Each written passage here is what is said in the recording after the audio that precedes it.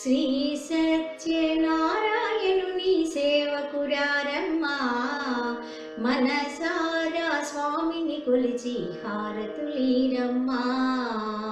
శ్రీ సత్యనారాయణుని సేవకురారమ్మా, మనసారా స్వామిని కొలిచి హారతులీరమ్మా.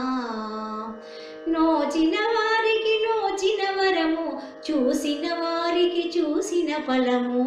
శ్రీ సత్యనారాయణుని సేవకురారమ్మా, మనసారా స్వామిని కొలిచి హారతులీరమ్మా.